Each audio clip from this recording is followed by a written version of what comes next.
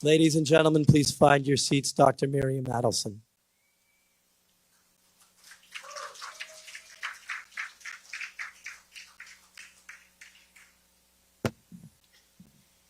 Good evening, Erev Tov. First, I would like to give big thanks to the family, the Kaplun family, Yuda and his son Moshe Kaplun, and Ed Russo and Alon Katan for organizing this great event tonight to memorize the terrible things that happened in October 7.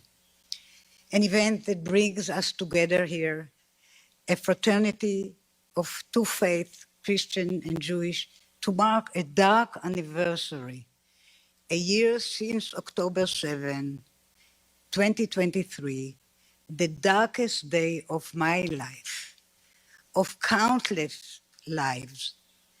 It was a day whose horrors unfolded on the other side of the world while America slept. But a year on, after Israel's war with Hamas in Gaza has become a regional struggle against the genocidal and fanatical Islamic Republic of Iran, we are all wide awake to its impact on the entire world. And the world is looking again for US leadership. Many of you will know Admiral Daniel Hagari, Chief IDF spokesman. He has appeared on TV regularly to brief the Israelis and the American about what's going in Israel of this terrible and existential war. He said something remarkable the other day on TV, that he is stuck in October 7, 2023. That the hundreds of sunrises and sunsets he has seen since all felt like they were part of the same horrible, unending day. I understand that we are still learning new details about how 1,200 of our brothers and sisters were kidnapped and tortured and butchered by Hamas and by supposedly innocent Palestinian civilians that you see in the pictures invaded also Israel, though they were not part of their army, and raped and killed Israeli. So these are the innocent people. But despite the profound pain, the heartbreak, the worry for the 101 blameless children, women, and men still held hostage in Gaza, I am not stuck in this day. I am focused on what October 7 means for Jewish history and the Jewish future, and the lessons are grim. I am a Tzabarit, a native-born Israeli. I was raised to believe that the rebirth of the Jewish state marked the beginning of the end of the global anti-Semitism that had robbed my parents of their families back in Poland during the World War II. As a child, I felt that something bad had happened in Europe, rumors, gossiping, but I first learned the facts of the Holocaust when I was just 16. And Israel put the Nazi war criminal Adolf Eichmann on trial, because before that, our parents wouldn't talk. They didn't want to hurt us, they couldn't talk.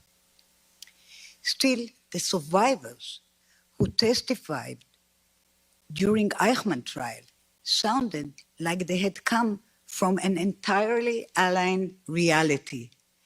One of them even referred to the concentration camp, Planet Auschwitz, like he was in another planet.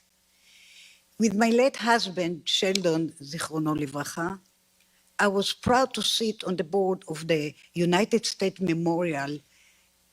Holocaust Memorial Museum and to sponsor Yad Vashem in Jerusalem.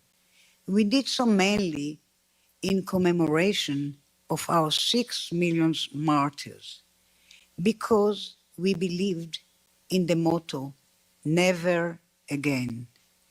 But I lost that belief a year ago. Gone forever, because what was never meant to happen again happened again. Jews suffered a pogrom. They were helpless and defenseless. They lost their lives and their liberty and their dignity to the bloodthirsty mob whose yells were in Arabic rather than Russian or Polish or Ukrainian or German. And when Israel finally fought back, it discovered all too many people in the West who preferred to condemn it rather than Hamas, who accused Israel of genocide, who called for Israel to be denied weapons of self-defense, who made Jews feel unwelcome on US college campuses, who treated Israelis as if they were their war criminals. These are the kind of people who allowed the Holocaust to happen, and they are the kind of people who would allow another October 7 to happen, God forbid. If there is another October 7, it will come with a mushroom cloud. The same Iran that armed and funded Hamas in Gaza, Hezbollah in Lebanon, and the Houthis in Yemen is working hard to get nuclear bombs with which to finish the job of destroying the Jewish state. That must not happen. Israel must not let it happen. And Israel's friend, most important among them, this great United States, must not let it happen.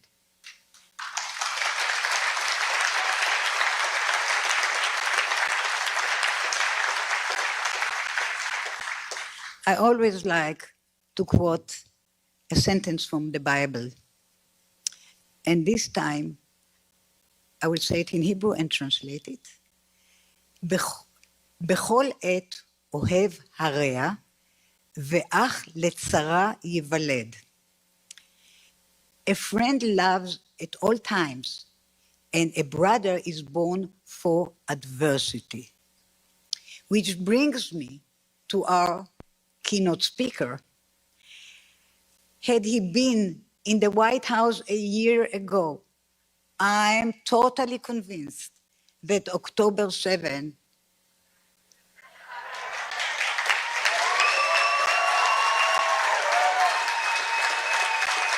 would have never happened.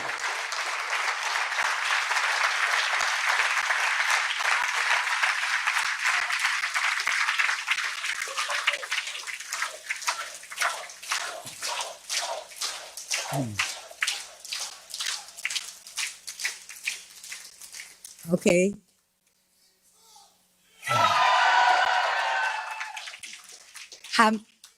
You didn't let me finish the sentence. That October 7 wouldn't have happened. Hamas would not have dared. Hezbollah would not have dared. The Houthis would not have dared. And yes, the Ayatollah of Iran would never have dared, because evildoers understand when they are faced with a real courage. They can spot a strong leader who will make their lives hell if they get out of line.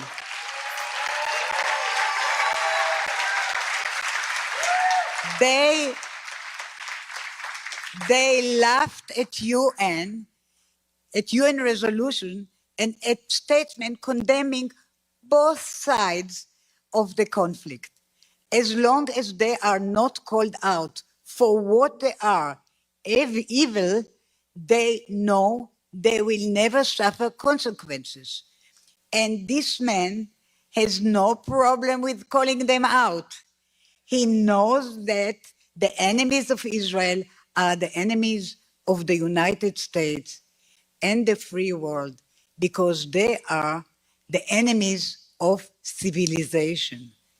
He knows how to talk tough, but more importantly, he knows when the time for talk is over and it is time to fight for what is right. He is, I'm finishing. He is Donald J. Trump, the best president America ever had.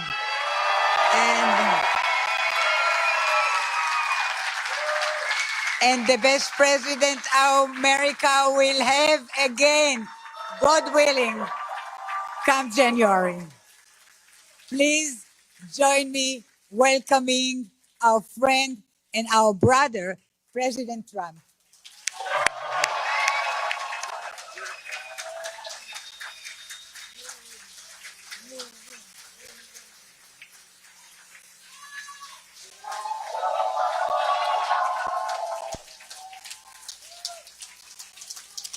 Wow, that was something, huh? Thank you very much, Miriam.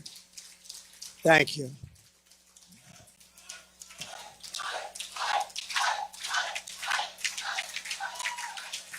Very special woman, I have to say that. Friend of mine for a long time, and she is very, very special. And her husband is, I mean, this was one tough cookie. He loved Israel. And you talk about special. That was a special man, wasn't he? It was great. So I want to thank you very much, Miriam, and for all of the exceptional commitment that you've given to the safety and security and the prosperity of the United States and Israel. Before we begin, I would like to tell you that there's a very violent hurricane that's coming down the line. And it's a Category 5, which is something that I've never heard a Category 5 actually coming onto land, but it looks like it's going to. And right smack in the middle of Florida, nobody's seen a line like that. And it's heading there quickly. I have to tell you that I called Miriam. I said, I was in New York, and I said, Miriam, maybe I shouldn't be flying. I think I'm the only person that flew down to Florida tonight because I didn't have a chance with her. So, I said, Miriam, maybe I should stay back and, heading into a hurricane, Miriam. It made no difference. No, you have to be here. Our friends are there. And I said, okay, when you say that, I'm going to be there 100%. I'm going to be there. I was watching the airplane highways, and they were all heading this way as I was going that way. They said, what's he doing? But I wouldn't have missed this regardless. I wouldn't have missed this for anything. This is a very special time, and it's a very special day. This is the day we have to do it. This was the day we had to do it. We don't have to postpone it for a week. This is the day, because I'm looking forward to coming back and maybe seeing all of these seats filled up the next time. That's what I want. Yeah, that's what we want. So we're praying for Florida, and we hope everyone is safe, and we're praying for North Carolina and all of the different places. You look at Georgia and Alabama and Tennessee and South Carolina and Florida. It's amazing. This has been an amazing period of time, but the response has been very weak, unbelievably weak. Nobody's ever seen such a weak response. So we have to get a strong response. And now we have another one coming, and it looks like it's going to be a whopper. I also want to thank Rabbi Kaplan for doing such a great job. I appreciate it. Your son, I appreciate that. And we have a lot of very, very powerful people here tonight, great people. Senator Rick Scott, a big fan of Miriam and a big fan of Israel. Members of Congress, Carlos Jimenez, Mario Diaz-Balart, thank you. Maria Salazar, Guy Reschenthaler, David Kutzoff, Congressman Lee Zeldin. He's helping us win New York. We got to win New York. We're going to see if we can do it, right, Lee? We're going to see if we can do it. Ambassador David Friedman, what a job he did. Everybody loved him. Robin Bernstein, where's Robin? Robin, hi, Robin, how are you? Good job you did as the ambassador. And Duke Buchan, thank you very much. You raised a lot of money for our campaign. We appreciate it. The Consul General, and I think you all know, Mara, where are you? Where is he? Where is he? What a good job you've done. Where are you? Thank you very much. What a beautiful job. Thank you very much. Thank you. And Florida House members, Danny Perez and Randy Fine. Randy Fine. Where is Randy Fine? Randy Fine's been out there. Thank you, Randy. Great job. State Senator Ileana Garcia, Keith Raboy. Thank you. Ed Russo. Oh, Ed Russo, the environmental specialist. Whenever I have a problem, I call Ed Russo, and he solves the environmental problem for me. We appreciate it. And somebody who's been a great defender of ours on television, on Fox and elsewhere, but particularly on Fox, Elizabeth Pipko. Where's Elizabeth? She has been so great. Thank you, Elizabeth. And a person, one of the greatest business people in the country, in the United States, and I think actually beyond. And she's been a fan, and I've been a fan of hers, but she's been a friend of mine for a long time. Safra Katz. Thank you very much. Thank you, Safra. Haven't seen you. You look well. So we're here this evening in solemn remembrance of one of the darkest hours in all of human history.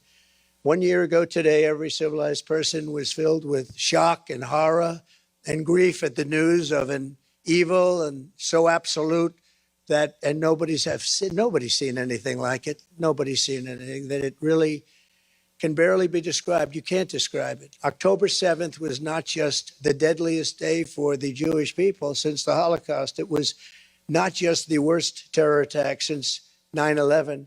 It was an attack on humanity itself. It was a hideous, incredible cruelty. It was chilling savagery. It was demonic delight and the destruction of innocent life. On October 7th, it seemed as if the gates of hell had sprung open and unleashed their horrors onto the world, and that's exactly what happened. What a moment in time, what a moment in horrible history, horrible history. Today we mourn more than 1,200 innocent victims of the October 7th attacks, whose memory we honor with 1,200 beautiful individual candles, and we honor them with grace and with gratitude for their lives and for their families, what their families have gone through. And maybe we'll have a moment of silence, please.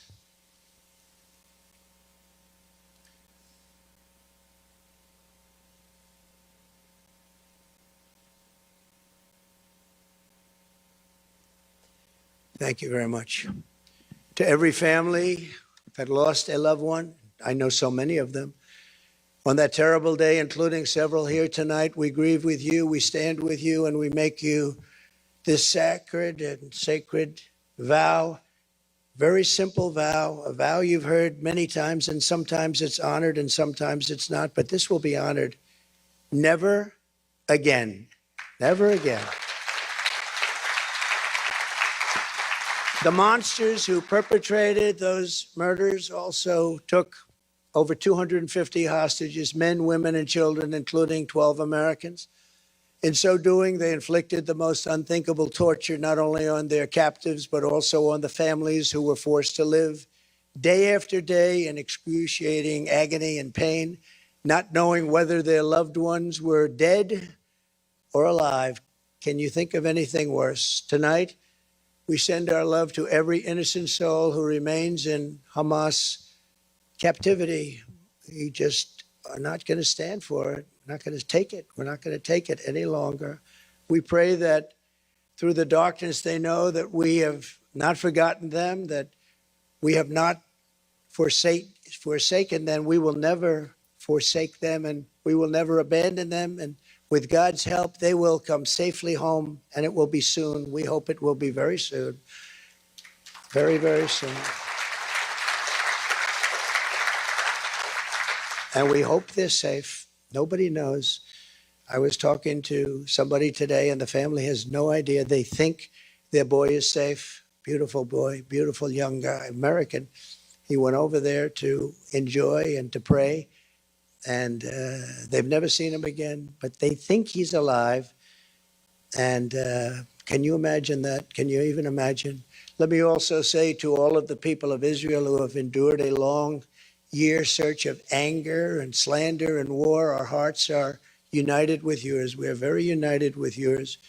The bond between the United States and Israel is strong and enduring. And if and when they say, when I'm president, I don't say that. I never say that. If and when I'm president of the United States, it will once again be stronger and closer than it ever was before. We have to win this election. If we don't win this election, there's tremendous consequence for everything. You know, I say that November 5th will be the most important day in the history of our country. I think it will also be the most important day in the history of Israel, if you want to know the truth. I believe that. I think you believe that too. Thank you. Over the past year, there has been an effort by some to deny the horrors of October 7th, just as some unbelievably deny the Holocaust itself. And you have that, and you have people that actually say, oh, October 7th, it never happened. Where do these people come from? Where do they come from? And they don't believe it. They don't believe it. They want others to believe it. They don't believe it. That's why it's so important to remember and to state clearly for history what happened on that terrible day. The only way we can keep our vow is never again, and it really is to also say never, ever forget. We can never forget. The nightmare of that day still hangs. The horrible legacy of what's taken place, the survivors, the families of the dead, and Jews all over the world. Hamas raped, tortured, maimed, and murdered innocent civilians in the most barbaric ways imaginable. Nobody can believe what they saw, and it's there for those to see if you want to see it. It's a terrible thing. I've seen it.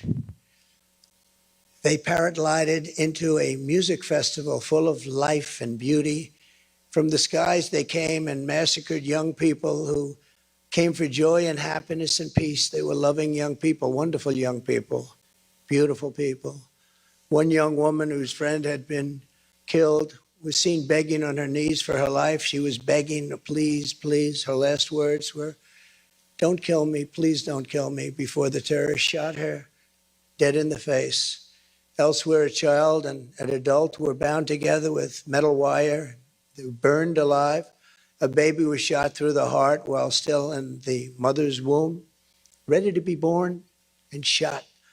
Today, we reaffirm the entire world to hear there can be no acceptance, no excuse, and no understanding of this kind of evil. It's the evil like nobody has ever seen before. Nothing can justify it. Nothing can rationalize it. And any person who sympathizes with it, with these terrible atrocities, as a sickness in their soul and a darkness in their heart. And these are people that can never be our allies or our friends. Almost as shocking as October 7th itself is the outbreak of anti-Semitism that we have all seen in its wake. I never thought I was going to see this. Never, ever. This is so incredible to be witnessing. Whoever thought? We thought this was very, very rarefied, putrid air. We never thought we'd see it, and we certainly never thought we'd see it in this country. And a lot of that has to do with the leadership of this country. This attack, yeah, well, that's true. We need leadership. Thank you. Thank you. Thank you. It's very sad to see. I never thought I'd see it. This attack should have rallied the entire world in support of the Jewish people and the Jewish homeland. Instead, an ancient scourge of anti-Jewish hatred. And this was something we thought was left to hundreds and thousands of years ago. I mean, this was something we never thought could happen. The anti-Jewish hatred has returned even here in America, in our streets, our media, and our college campuses, and within the ranks of the Democrat Party in particular. Not in the Republican Party, I will tell you that. It's not in the Republican Party.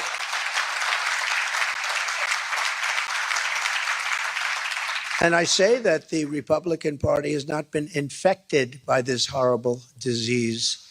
And hopefully it won't be. It won't be as long as I'm in charge, I can tell you that.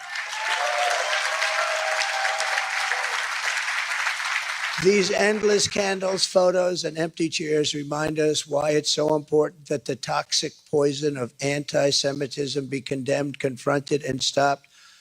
Anti-Semitic bigotry has no place in a civilized society. It has no place in our universities, and it has no place in the United States of America. No place.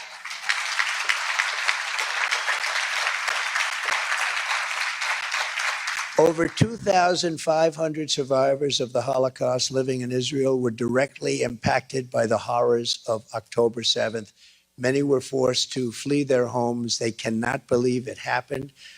Some even lost their lives. Actually, many lost their lives. One of them was Moshe Ridler. Moshe was escaped from a concentration camp at the age of 11, only to die at the hands of the same vile hate 8 decades later. Can you imagine? Can you imagine his thought process when he saw this happening? Can you even imagine it? Hamas terrorists murdered Moshe at 91 years old for the same reason the Nazis put him in a camp, simply because he was a Jew. The world cannot continue down this dangerous path. We must stop this perilous slide into conflict, hatred, and destruction. And we must really, honestly stop it now. It cannot go on because it's going to only get worse if it does.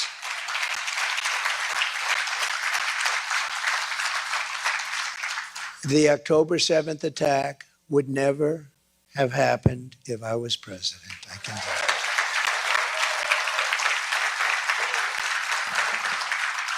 The past few years have proven that weakness only begets violence and war. And you see that it's weakness, but it's also, there's a lot of hatred going around also, not just weakness, it's hatred. There's a lot of hatred on a certain side.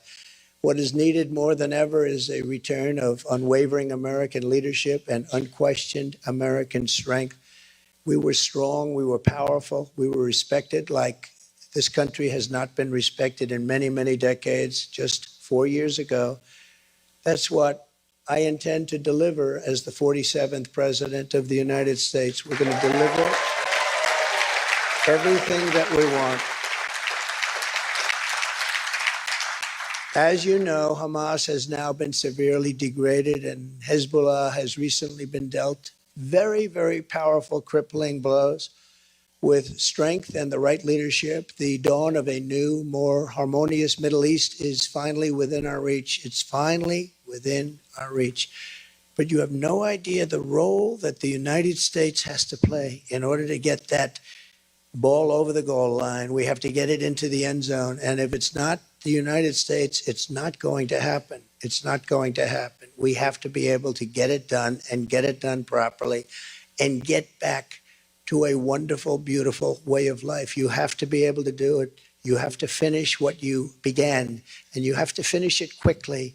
So here is my commitment to you on the solemn date. I will not allow the Jewish state to be threatened with destruction. I will not allow another Holocaust of the Jewish people.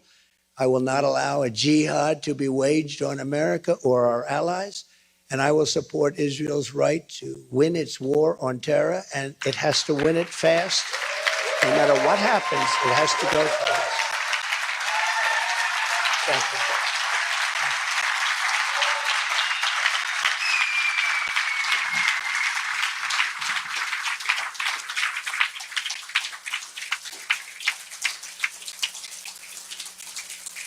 And I want to, while we're at this point, I want to thank Mr. Steve Witkoff, a great entrepreneur in New York and Florida and elsewhere, I think everywhere, frankly.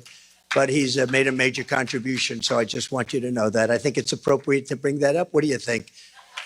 And Steve is the only one that doesn't really care if I do, but he's been very generous. Thank you very much, Steve. I appreciate it. With his wonderful, beautiful boy. Here at home, I will defend our American Jewish population. I will protect your communities, your schools, your places of worship, and your values. We will remove the jihadist sympathizers and Jew haters. We're going to remove the Jew haters who do nothing to help our country. They only want to destroy our country. And we will never let the horrors of October 7th be repeated here on American soil. We will not let that happen, and we will solve the problem that we have. If you look at what happened just 2 days ago in New York City, I couldn't believe it. I said, it's starting all over again. The level of violence was as bad as it was last summer.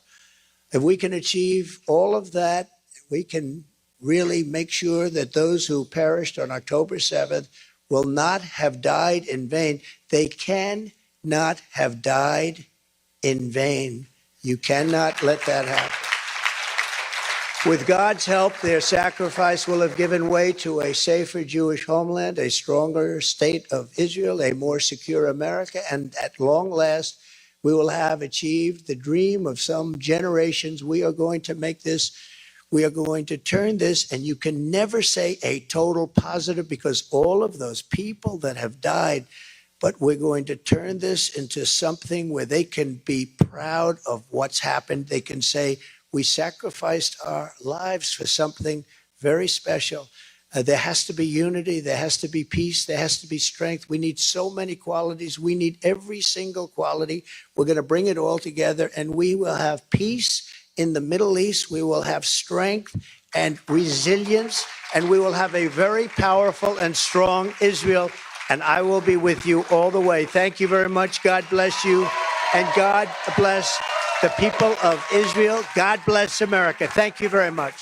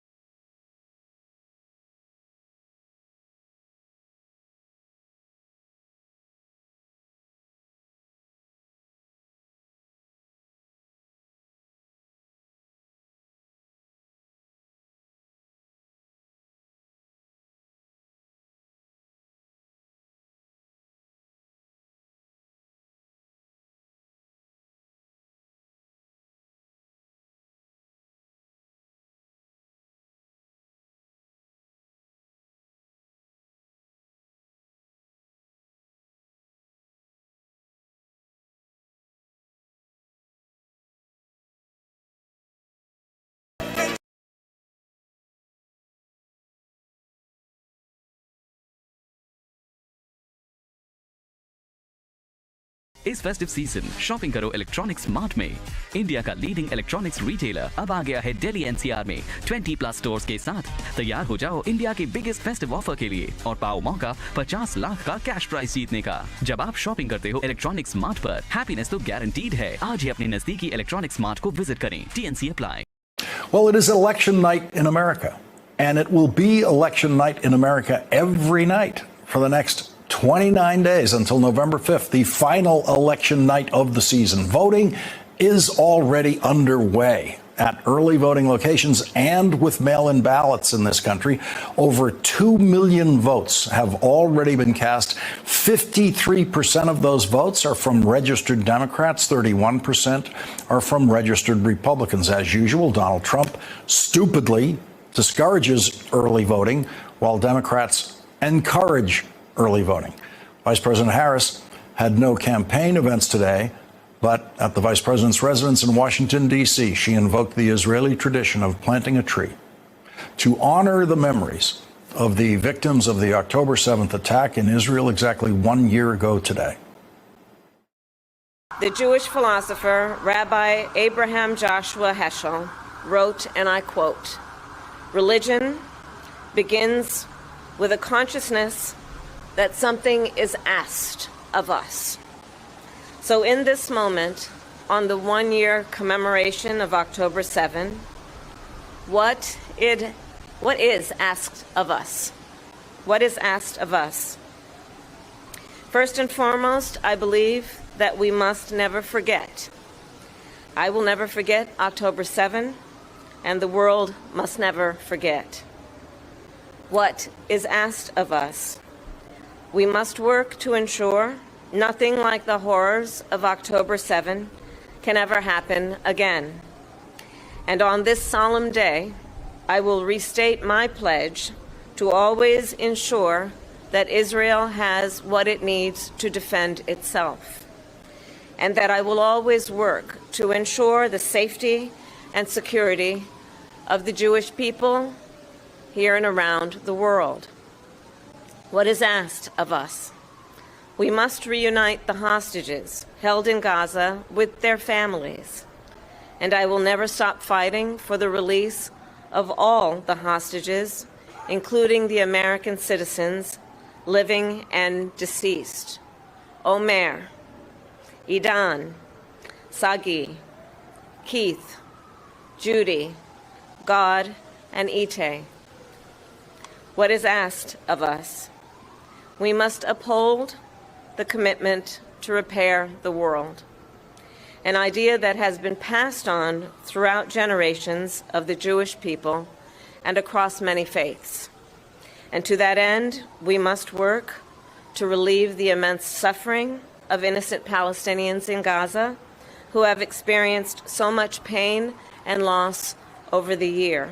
As the first Jewish spouse of an American president or vice president, I take this role very seriously. Kamala is the one who encouraged me to use my platform I have to fight against anti-Semitism and hate. She is also the person who encouraged me to lean into my Jewish faith. When we first moved into this residence, we affixed a mezuzah on the doorpost with our family present. Now, as we prepare to leave a legacy of our time here, we plant this pomegranate tree to honor this solemn day and for the families who will come after us to enjoy. This is the first tree we've planted since we moved in here, and it'll be the first fruit tree ever planted by a second family at the residence. Kalma and I are proud to continue a tradition with this symbolic meaning for every family that's lived here and who will live here. Donald Trump was afraid to participate in what has become a presidential campaign tradition of both candidates appearing in a special edition of 60 Minutes for an interview. Donald Trump promised to do it, and then last week, he took the cowardly course of backing out of the interview. Donald Trump is afraid of debating Kamala Harris again, and he's afraid of 60 Minutes, and that could be because he simply does not have the mental capacity to survive a 60 Minutes interview now. That question was raised in the New York Times reporting about Donald Trump's apparent cognitive decline that has been on display publicly, which includes Donald Trump claiming to have run for president against Barack Obama, which never happened, and mixing up names of countries, including confusing Iran and North Korea, along with outbursts of incoherent rage. It could be that the campaign staff decided that a Trump appearance on 60 Minutes would be not survivable at this point in what they perceive to be Donald Trump's cognitive decline. Vice President Harris, of course, delivered her commitment to join the special edition of 60 Minutes for an interview. She delivered on her commitment to join 60 Minutes for an interview tonight. That no undecided voters will see the vice president's 60 Minutes interview, but it is very likely that undecided voters, especially undecided women voters, will see her interview on a podcast hosted by Alex Cooper, which has the second highest audience of any podcast in America, with an audience that is 24% Republican and 20% independent. We have a woman named Amber Thurman who died in Georgia because the abortion bans in that state, the doctors were too afraid to treat her. Yeah. I know that you spoke to her family. Yeah. What was that conversation like? It was heartbreaking, Alex. It was heartbreaking. Her mom and her two sisters. And so Amber was a young mother of a 6-year-old son. She was a medical assistant who was so excited because she was just getting on her feet to be independent. She got her own apartment in a gated community with a pool that her son could play in. She got accepted to nursing school.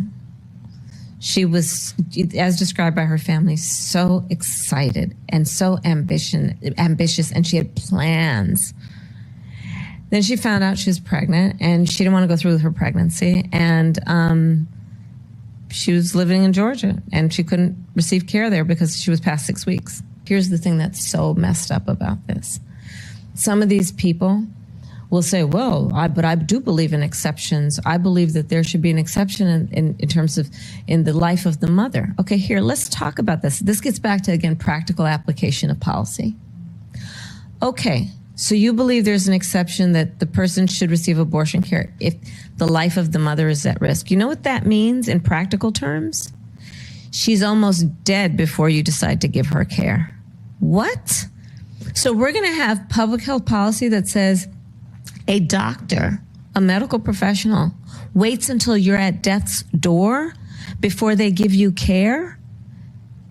That's outrageous that anybody would be saying that that is acceptable policy. So until everything that physically could happen to your body in terms of deterioration, only at the point that, oh, she might die, is she going to get care? Where is the humanity? I do want to clarify something.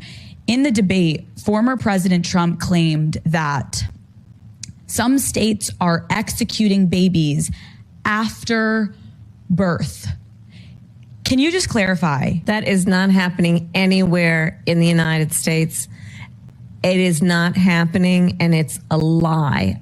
It's a bold-faced lie that he is suggesting that, can you imagine? Can you imagine? He is suggesting that women in their 9th month of pregnancy are electing to have an abortion. Are you kidding? That is so outrageously inaccurate, and it's so insulting to suggest that that would be happening and that women would be doing that. It's not happening anywhere. This guy is full of lies. I mean, I just have to be very candid with you.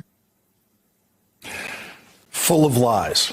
Kamala Harris asked, where is the humanity? Where is the humanity? Donald Trump seems to have none, not a shred of humanity. Donald Trump said today that he believes that immigrants to this country are genetically inferior human beings. That is exactly what Adolf Hitler thought and said. Donald Trump doesn't seem to remember that he is a descendant of immigrants to this country, including his mother, who was an immigrant.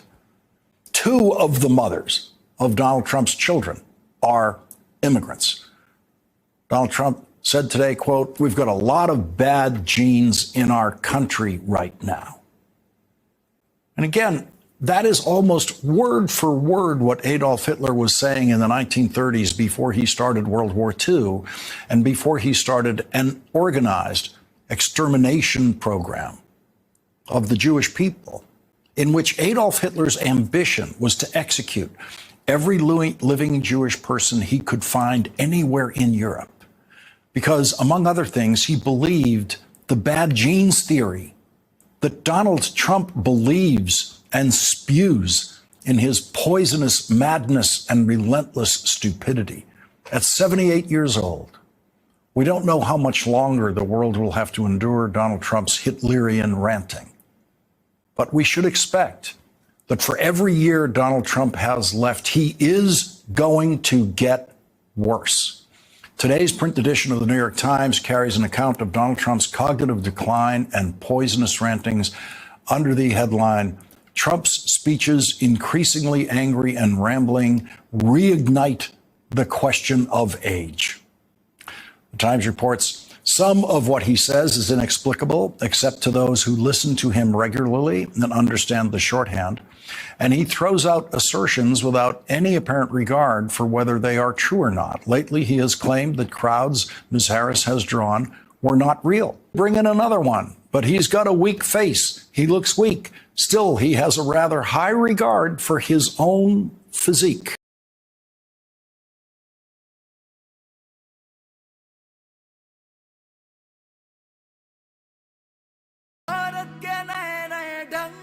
Bharat बढ़ा है, भारत बढ़ेगा, लेकर अपने प्रगति के रंग, प्रगति के रंग, neo Bharat के संग. Tap the banner to watch the episodes on Asian Paints YouTube channel. I could have been sunbathing on the beach, he said at another point. You have never seen a body so beautiful, much better than Sleepy Joe, and I am deeply sorry for delivering that pornographic image of Donald Trump sunbathing on a beach. But I am just reading a New York Times report here. That's what that was. The Times also reports that Donald Trump, quote, vividly recounted how the audience at his climactic debate with Vice President Kamala Harris was on his side, except there was no audience. The debate was held in an empty studio. No one went crazy, as Mr. Trump put it, because no one was there. Donald Trump actually said the audience that wasn't there went crazy. Went crazy in a room where there was no audience. Years ago on Twitter, I asked the question, if Donald Trump gets dementia, how will we know? Now he's imagining an audience in a room where there was no audience. Are we there yet? He publicly fantasizes about having to choose between being eaten by sharks or being electrocuted by an electric boat, apparently thinking that only an electrically powered boat has batteries on it, and not knowing that every boat, except some very tiny sailboats, has a battery on it. In fact, the old yacht that Donald Trump once owned before he had to sell it in bankruptcy had gigantic batteries on it. And he didn't seem to worry then about being electrocuted by those batteries when he was 43 years old. Age has done a lot to Donald Trump. He now fears batteries on boats. The New York Times notes a semantic indicator of the aging brain of Donald Trump, reporting, proportionately, he uses 13% more all or nothing terms like always and never than he did 8 years ago, which some experts consider a sign of advancing age. Similarly, he uses 32% more negative words than positive words now, compared with 21% in 2016, which can be another indicator of cognitive change. And he uses swear words 69% more often than he did when he first ran, a trend that could reflect what experts call disinhibition.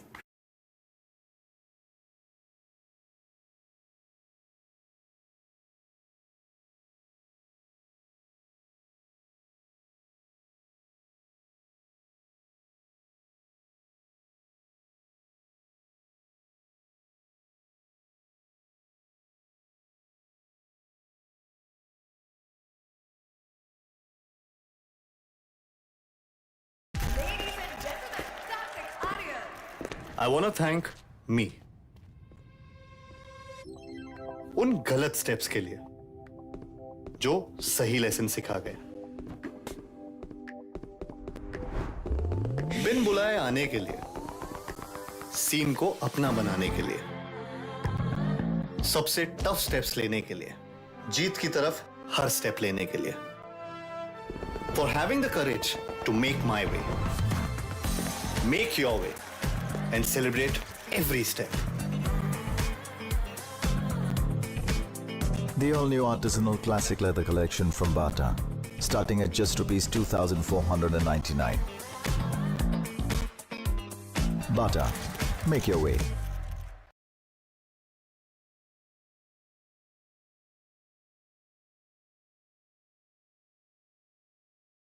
The last major independent interview he did, in other words, with journalists, not just his own MAGA allies on streaming, was with the NABJ. And there is some news coming out of Harris' podcast interview tonight. She did this big, unusual appearance with someone named Alex Cooper. And if you don't know her, I can tell you a heck of a lot of people do. She recently signed a $125 million deal with Sirius, which gives you an idea of her value according to media companies in today's ecosystem. Her 10 million person audience for her show beats, frankly, most political programming. She's kind of like the new Howard Stern. The show is called Call Her Daddy, and it reaches a young audience that skews female. So Harris and her campaign are doing this quite deliberately. It's a different kind of interview, which is also a window into the issues that may be breaking through for that audience. Cooper asking about J.D. Vance's attacks on women who do not have kids. J.D. Vance called women who don't have kids childless cat ladies. What message do you think this sends to women who cannot conceive or just don't want kids? I just think it's mean and mean-spirited. And I think that most Americans want leaders who understand that the measure of their strength is not based on who you beat down. The real measure of the strength of a leader is based on who you lift up. The governor of Arkansas said, "My kids keep me humble." Unfortunately, Kamala Harris doesn't have anything keeping her humble. There are a whole lot of women out here who, one, are not aspiring to be humble.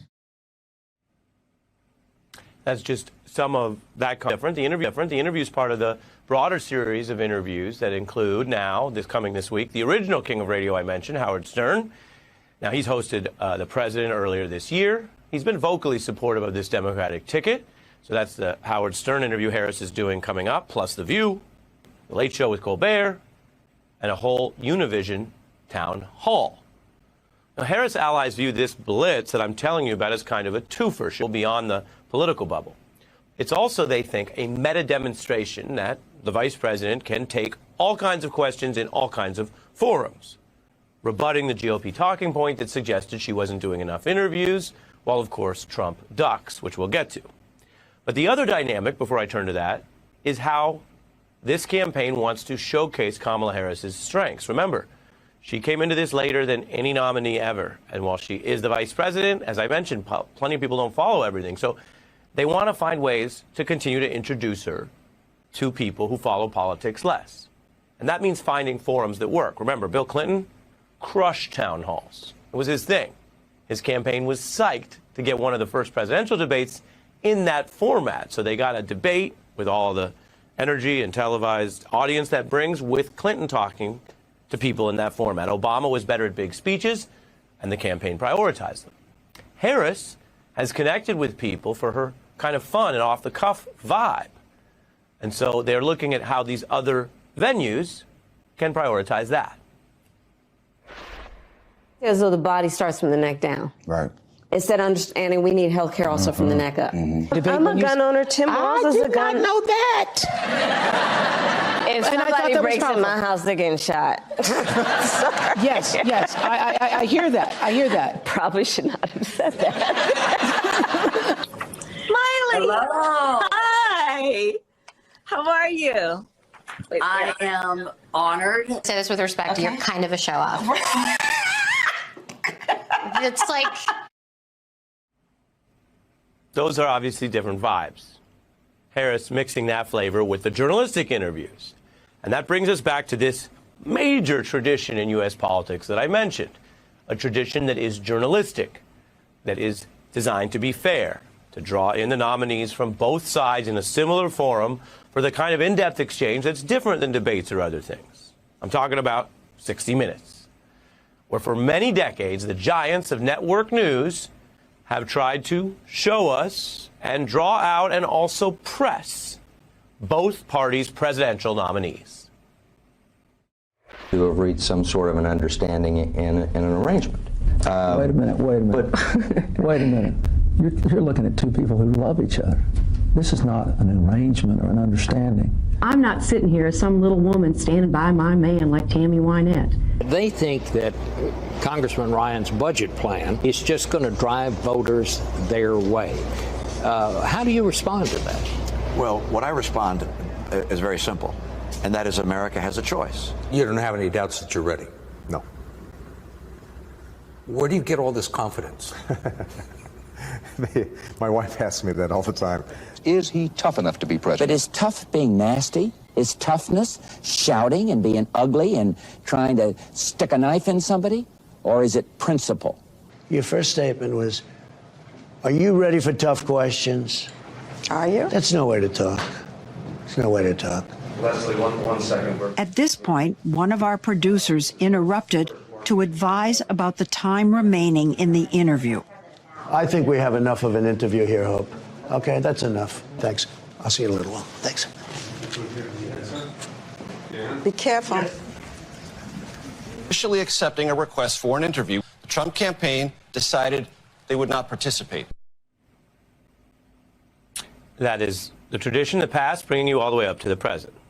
Now, Donald Trump's campaign, initially, they said, accepted the request, presumably for the reason most candidates have. 60 Minutes reaches millions of people, and you wouldn't want to cede the turf and the airtime to your opponent here in the home stretch. Yet after the initial acceptance, Trump's campaign backed out, which means tonight, millions upon millions of people will be seeing only Harris and not Trump. So why? Well, Trump's campaign admits the journalistic fact-checking was part of the reason they don't want to do it, which is striking. And I want to be as clear and fair as possible. Campaigns, government officials, they can choose how to do press. There's no requirement or rule or law here. And they can have their own views over who's fair, what topics should be emphasized. And there are many valid debates over all of that. If you deal with people who have experience in this area, we can explain how all that works. But here, the Trump aides are not even claiming some valid reason or concern about topics or something that, again, people could debate. They just admit they're worried about the facts themselves. Just like they complained that there was too much fact-checking in the single Trump-Harris debate this year. The MAGA movement treats lying for Trump now as a litmus test. Lying about the last election, maybe lying about the next one. And it's gotten to the point that Fox News, of course, by broadcasting those type of lies, ended up on the losing side of a massive defamation case. All of this is steeped within what else is going on. J.D. Vance himself admitted in front of the whole nation at his only debate that he opposed fact-checking, and the rules were negotiated differently in that debate, again, to be as fair as possible. But whatever the rules said, when a candidate admits in public that fact-checking or the entry of facts into his claims would be bad for him and his campaign, bad for the Trump-Vance ticket, that is gobsmacking. That is not normal. That hangs over all of this and tonight's announcement here from 60 Minutes that the Trump folks are afraid to put him in a forum where he can be fact-checked. As for the Vance admission, this weekend's SNL turned that obvious flag into a punchline. Ended up with their nominee later than ever this year, which means the remaining time matters more for persuasion than usual.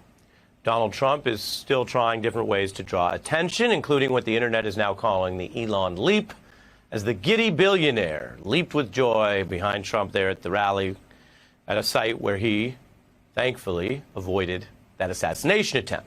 Musk is a big ally, but the PR-conscious Trump may not have liked all the press and memes that came out of this. Here's how some of the rally played out. We're going to boom like we've never boomed before. As you can see, I'm not just MAGA, I'm dark MAGA. We will reach Mars before the end of my term. Elon promised me. Honestly, you want to just be a pest. Just Teleprompters are very dangerous because they go off a lot. You have to be prepared for them to go off. be a pest to everyone you know, people on the street, everywhere. Vote, vote, vote. The mood was jocular at times. Trump fans may feel they're in on the joke. Musk used to have less love for Trump, but now he thinks the guy might be president. Now, I want to show you how something is widely seen in the U.S., X, Twitter, as a less credible platform than it used to be. It's also a business disaster. That's just what Musk has done there. He also attacks free speech. I can tell you today he lost an effort to try to get the Supreme Court to avoid subpoenas in the Jack Smith probe.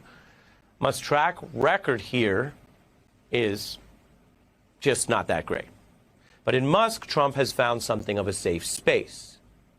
This is a campaign that Trump increasingly conducts inside a kind of MAGA bubble. And the rally I just showed you had these meandering, kind of confused digressions, which often collided with logic. Trump's age and possible cognitive decline is being covered in the New York Times head-on, noting he uses more negative words than positive, an indicator of cognitive change, and they have the percent on that. Also 13% more all or nothing terms.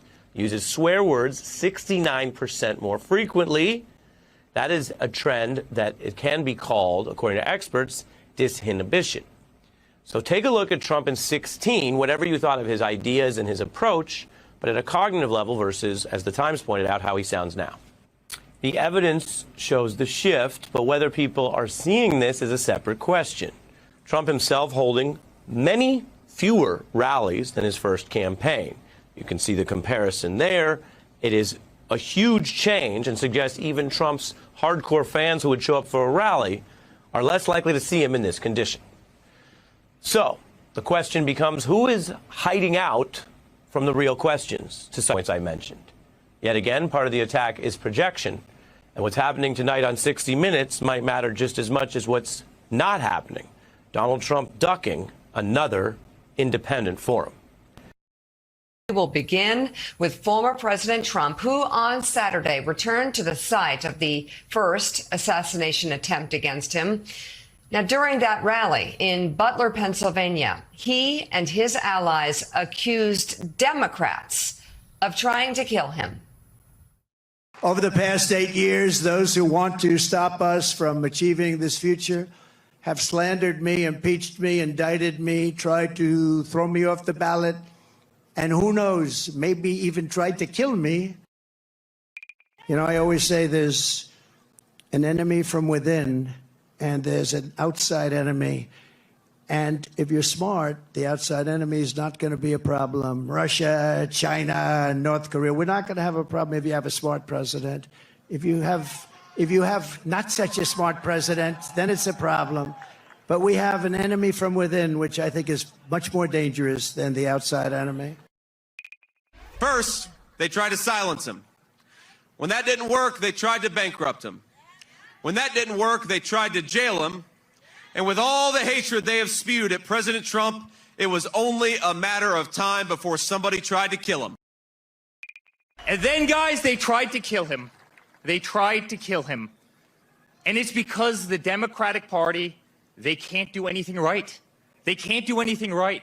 You see it this week in the FEMA response in North Carolina, and in Georgia, and in South Carolina, and in Florida.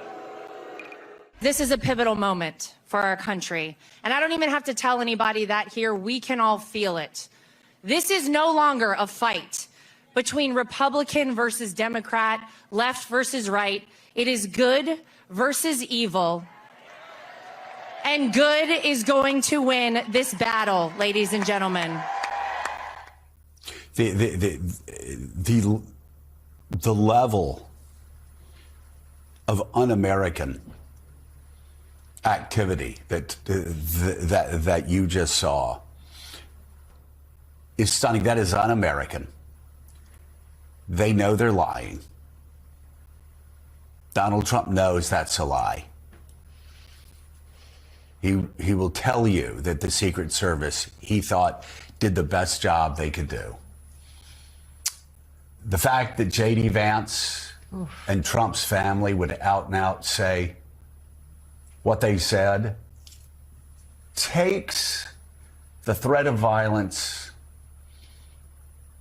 takes the threat beyond where it was even leading up to January the 6th. This is an increasingly desperate person, an increasingly desperate family who's preparing for civil war. They just are. Talking about they're trying to kill him. Democrats are trying to kill him. This is it, and the lies. Think about this. I saw part of Donald Trump's speech this weekend. It was remarkable, the lies, not just on things this year, but even on policy. He'd just make up things and just throw it out there. And I'd be shocked if the audience was really that stupid to believe the crazy lies that he was throwing out there. But he does it so much. It is the false lying about 2020. Trump continues lying about 2020. Senators will not say on Sunday news shows that Donald Trump lost in 2020, despite the fact Republican officials in every one of those states that mattered said that, yes, in fact, Donald Trump lost. Brian Kemp said it in Georgia. Republican officials said it in Michigan. Republican officials said it in Pennsylvania. They said it in Arizona. They have said it repeatedly. Trump and Vance lying about people of Ohio eating dogs. And yet the governor of Ohio, the Republican governor of Ohio, lifelong Republican, telling them to stop, that it is a lie. And now with the people of the Carolinas suffering in a way that only those who have gone through tragic hurricanes like Hurricane Katrina, Hurricane Camille, and now this hurricane could imagine. Donald Trump, J.D. Vance, Eric Trump, everyone else in the Republican Party, entire news channels out and out lying about what's going on the ground there, talking about civil war. It's just staggering when you have Republican governors from those states, Republican senators from those states, Republican mayors from those states, Republican county commissioners from those states, Republican officials from those states saying that they're doing great. In a tragic situation, they are coordinating very well with the federal government. Donald Trump, shame on Donald Trump. Show this Charlotte Observer headline. It's a paper in the state of North Carolina. Shame on Donald Trump for worsening North Carolina's tragedy with political lies. And now the lie about Democrats trying to kill him.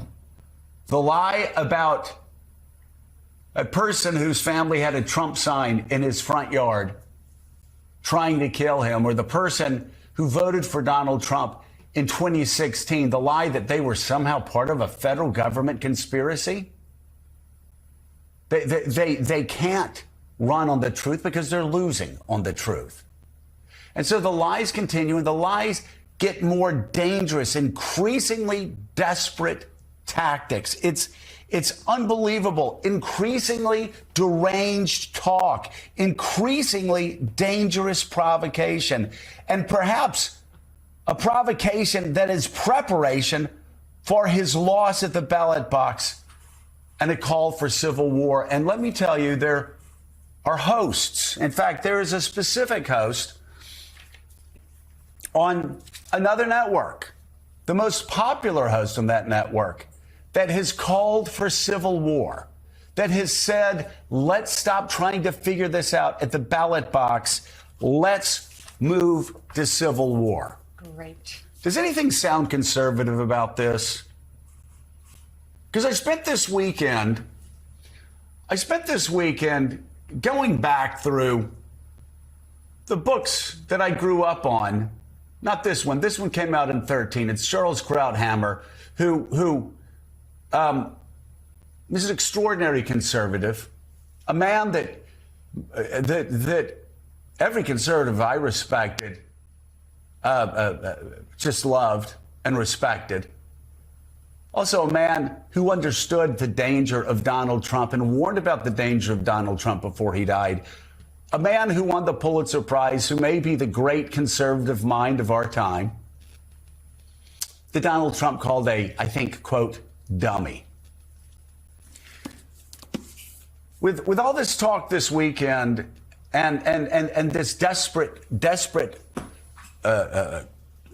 move towards a civil war if they lose at a ballot box, I went back and I reread Peggy Noonan, Charles Krauthammer, The Conservative Mind by Russell Kirk, Edmund Burke. And I will tell you, for people that are trying to find the permission structure who claim to be conservative vote for this man, you cannot find it. You cannot find it in 240 years of conservative writing. You cannot find that justification for any writing rise and the right's capitulation to him. Charles Krauthammer wrote in his introduction to Things That Matter, and explaining why he stopped being a psychiatrist and began writing columns. In the end, everything lives and dies by politics. You can have the most advanced of cultures, get your politics wrong, and everything stands to get swept away. And everything stands to get swept away. And Krauthammer concludes by saying, this is not ancient history. This is Germany 1933. The point applies even if this is not Germany 1933. The point applies if this is something not as savage as Germany 1933, but simply an autocrat, dictator on day one, who decides to arrest all those who he doesn't like, to take news networks off the TV, as he said he would do if they're not supportive of him, who's talked about assassinating generals that aren't sufficiently loyal to him, has complained that his generals should be more like Hitler's generals. Of course, Hitler's generals tried to kill Adolf Hitler, but Donald Trump didn't know history, so he didn't know that. Whose own lawyer said in court he could use SEAL Team 6 to assassinate political rivals. And if he were president of the United States, he could not be arrested. Nothing conservative about this. I really do wish anybody that would try to justify a vote for Donald Trump, I really do wish they'd just read the introduction to Russell Kirk, A Conservative Mind, 7th edition. And I'll just read one line here. To general principles in politics subscribes. These are principles arrived at by convention and compromise. These are principles arrived at by convention and compromise, tested by long experience and applied with prudence.